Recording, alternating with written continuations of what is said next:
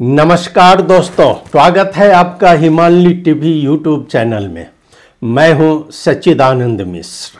मित्रों, एक बार फिर मधेसी दल नेपाल में चर्चा में आ गया है। सभी जगह राष्ट्रीय स्तर पर यह चर्चा हो रही है कि ये 7 मधेसी दल एक जगह एक मोर्चा के रूप में आगे आए हैं। अब इस पर बात करते हैं तो पिछले 1 वर्ष से हृदय त्रिपाठी जी इसमें लगे हुए थे और इनको बहुत बड़ा एक्सपर्ट माना जाता है।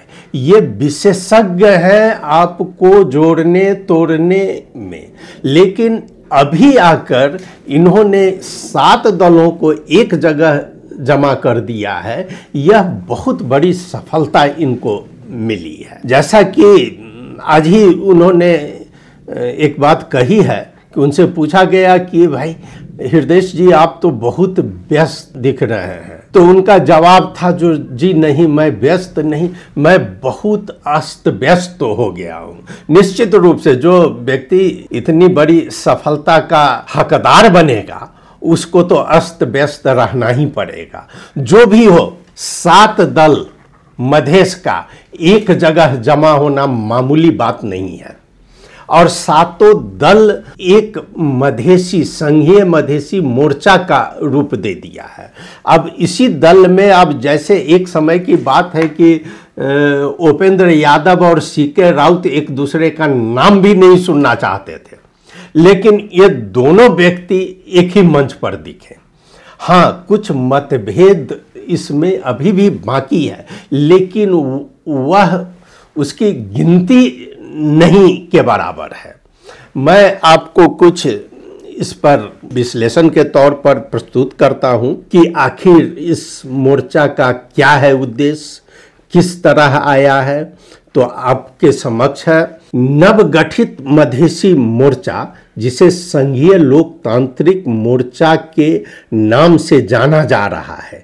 नेपाल के तराई मधेश क्षेत्र में सक्रिय 7 राजनीतिक दलों का एक गठबंधन है, जो कि कल ही 21 चैत्र को 4 अप्रैल को बानेश्वर में घोषित किया गया। इसमें आपको पार्टी है जनमत पार्टी, नागरिक उन्मुक्ति पार्टी, जनता समाजवादी पार्टी, जसपा, नेपाल लोकतांत्रिक समाजवादी पार्टी लोसपा, राष्ट्रीय मुक्ति पार्टी, जनता प्रगतिशील पार्टी और तराई मधेश लोकतांत्रिक पार्टी तमलोपा, ये सभी शामिल है।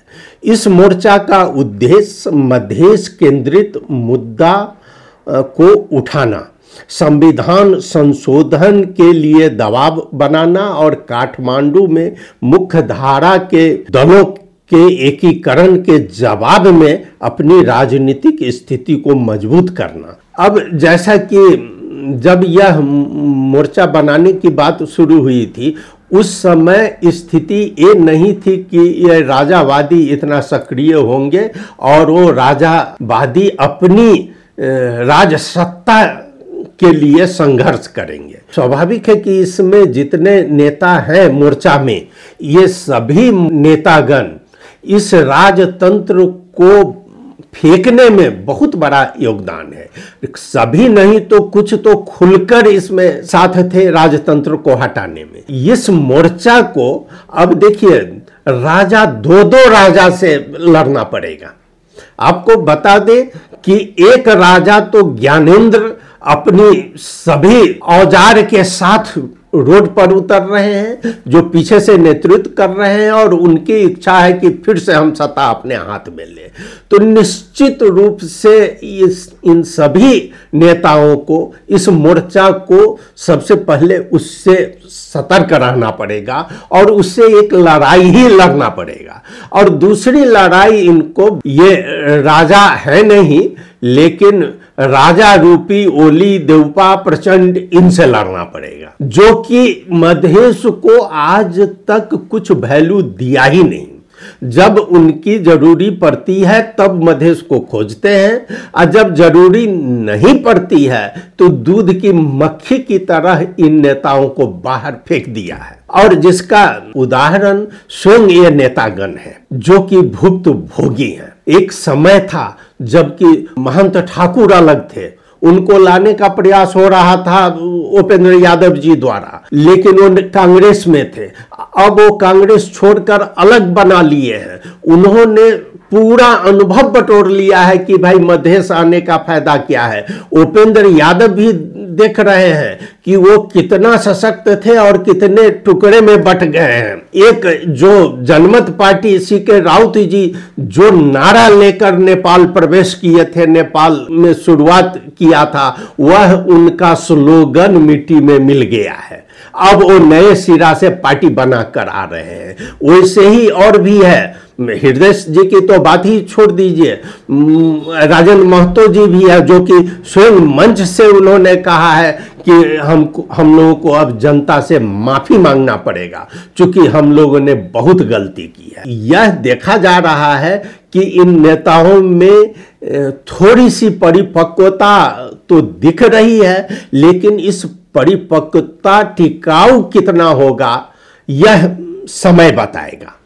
तो अभी देखने में यही लग रहा है कि यह मोर्चा को ये राजा और नव राजा दोनों से लड़ाई लड़नी होगी। अब ये मोर्चा का मुख्य रूप से क्या है कि जो बिखर गए थे सो अब एक जगह आ गए हैं, और सरकार से सौदाबाजी भी इनकी बढ़ सकती है एक जगह आने पर। हाँ, मोर्चा का प्रमुख उद्देश्य संविधान में संशोधन कर संघीयता को प्रभावी बनाना, पहचान के आधार पर प्रदेशों का सीमांकन और नामाकरण करना, यह मधेसी समुदाय के लिए लंबे समय से चली आ रही मांग है और जिसको पूरा करवाने की तरफ इनका ठोस कदम जरूर जाएगा। जसपा नेपाल के अध्यक्ष उपेंद्र यादव ने कहा है कि वर्तमान संविधान अपूर्ण है कि अब इसको पुनर्लेखन किया जाए। पुनर्लेखन उनका बहुत पुरानी मांग है, लेकिन इसमें संशोधन किया जाए। यह मोर्चा का आधार है। काठमांडू में यह दबदबा बनाया जा सकता है। कांग्रेस, एमाले और माओवादी जैसे मुख्य धारा के दलों के एकजुट होने से मधेसी दलों को खतरा महसूस हो रहा है। अब इसमें स्पष्ट रूप से जनमत पार्टी के अध्यक्ष सीके राउत ने यह सवाल उठाया था कि क्या संघीयता को कमजोर करने की कोशिशें असंवैधानिक नहीं है। सैद्धांतिक रूप से देखा जाए तो ये मांगे सिर्फ मधेश तक सीमित नहीं है, बल्कि संघीयता के समर्थन में खड़े सभी समूहों के लिए महत्वपूर्ण है। यदि यह मोर्चा प्रभावी रूप से काम कर पाया तो यह न सिर्फ राष्ट्रीय राजनीति में एक नई धारा ला सकता है, बल्कि नेपाल में पहचान और संघीयता की बहस को फिर से जीवंत कर सकता है। यह मोर्चा काठमांडू के कथित दो दलीय शासन के खिलाफ एक वैकल्पिक ध्रुव के रूप में उभर सकता है। अब दो दल मिलकर एक तानाशाह का रूप ले लिया है, जो कि आप ओली का देखिए तो हर दृष्टि से इस तरह निर्णय हो रहा है जिसमें मधेश का नामो निशान नहीं रखना चाह रहा है। अब आप देख ही रहे हैं कि जैसे अभी सचिव में जो नियुक्ति हुई है, स्वास्थ्य सचिव में, उसमें मधेसियों के साथ किस तरह का व्यवहार किया गया है। और यह नेपाली कांग्रेस और एमाले दोनों मिलकर किया है। और मधेसी को इतना क्रश कर दो कि वो अब दौड़ता रहे और वो अदालत में जाए। भाई, अदालत भी तो तुम्हारा दल के आधार पर ही है। सभी दल मिलकर समझौता करके वहां पर लाके अपना आदमी रखे हो, तो वो न्यायाधीश भी तो वही देखता है जो कौन किसका आदमी है। फिलहाल हम इस पर चर्चा नहीं करते हैं। अब ये आइए मैं बात करता हूं कि मोर्चा में सभी 7 दलों का समान हैसियत दी गई है और नेतृत्व बारी बारी करने की सहमति हुई है। नेतृत्व को लेकर कुछ विवाद भी हुआ था, जैसे सीके राउत ने दावा किया था कि हम बड़ी पार्टी हैं, हमको दिया जाए, बाद में वो भी मान गए। इस तरह से ये मानने मनाने वाला काम अगर होता रहेगा और लोग मानते गए तो फिर इसके टिकाऊ पर कोई प्रश्न चिन्ह नहीं उठ सकता है। अब इतिहास का दोहराव और अस्थिरता का खतरा, एक बात जरूर है, ये खतरा मधेसी मोर्चा बनना और टूटना कोई नई बात नहीं है। उल्लेख है कि दल पहले भी कई बार एकजुट हुए हैं और बिखरे भी हैं, लेकिन इस बार भी आंतरिक शक्ति संघर्ष और नेतृत्व विवाद जैसे जासपा और जनमत के बीच स्थिरता पर सवाल उठाते हैं। अब अशोक राय वाली पार्टी जासपा ने इस घोषणा में हिस्सा नहीं लिया, जो कि पहले थोड़ा बहुत सहमति दिखाए थे, और उपेंद्र यादव भी पहले तैयार नहीं थे, लेकिन बाद में वो भी तैयार हो गए थे, लेकिन पता नहीं वो अलग हो गया इससे। अब नेतृत्व और महत्वाकांक्षा का टकराव, ये चीज इसको कंट्रोल कर सकता है। मोर्चा के गठन से पहले ही नेतृत्व को लेकर विवाद शुरू हो गया था। जसपा नेपाल के उपेंद्र यादव को अध्यक्ष बनाने की तैयारी पर ये जनमत वालों ने कुछ विरोध किया, बाद में बारी बारी नेतृत्व लेने की सहमति हो गई। अब संसद में देखा जाए तो सांसदों की संख्या के आधार पर नेतृत्व की मांग तो जसपा 7, जनमत 6, जसपा नेपाल 5 भी भविष्य में यह तनाव का कारण बन सकती है। लेकिन अब देखा जाए कि बहुत ठोकर खाकर ये लोग एक जगह आए हैं। काठमांडू में सत्ताधारी और विपक्षी दलों की एकता इतनी मजबूत है कि यह मोर्चा उनकी नीतियों को प्रभावित करने में असमर्थ रह सकता है। विगत में भी मधेसी दलों के आंदोलन और मोर्चाबंदी को मुख्य धारा के दलों ने नजरअंदाज किया था, और यही डर इन लोगों को है, और जो कि अभी अब मजबूती से पेश हो सकते हैं।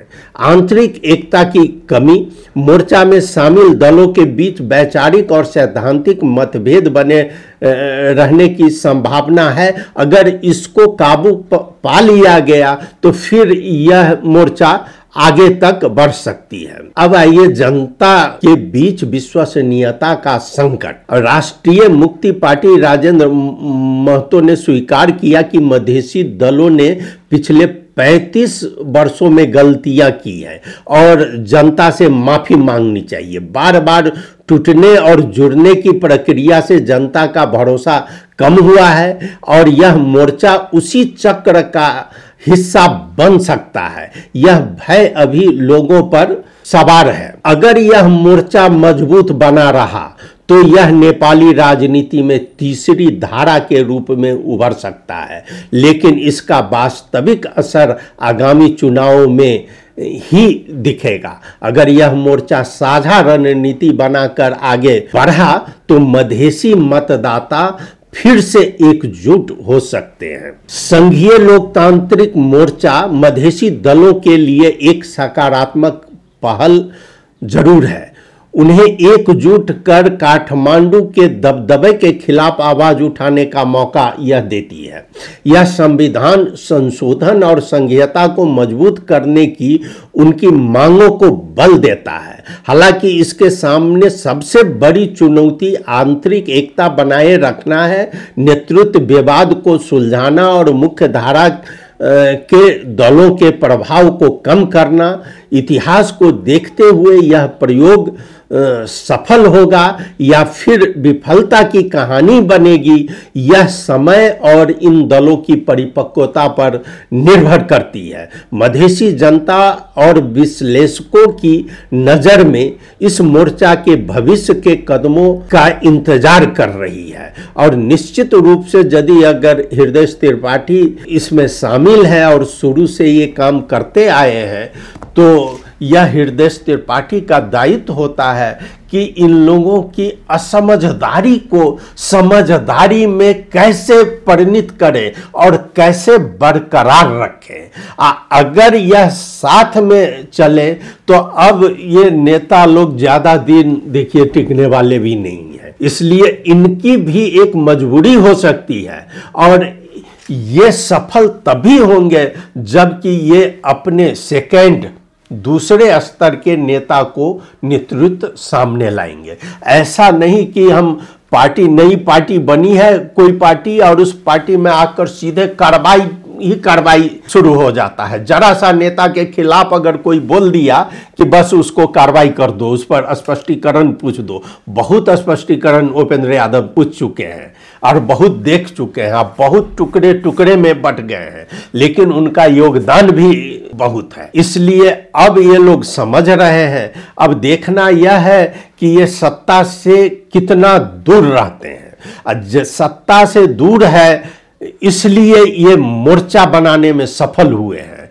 और सत्ता से अगर नजदीक रहते तो शायद इसका अलग रूप रहता, जो कि अभी इसमें सत्ता में रहे मंत्री वाले पार्टी इसमें शामिल नहीं हुई है। यह भी एक उदाहरण है। तो इनका फर्ज बनता है कि उसको भी शामिल करें और उसको भी मधेश मुद्दा पर लावें।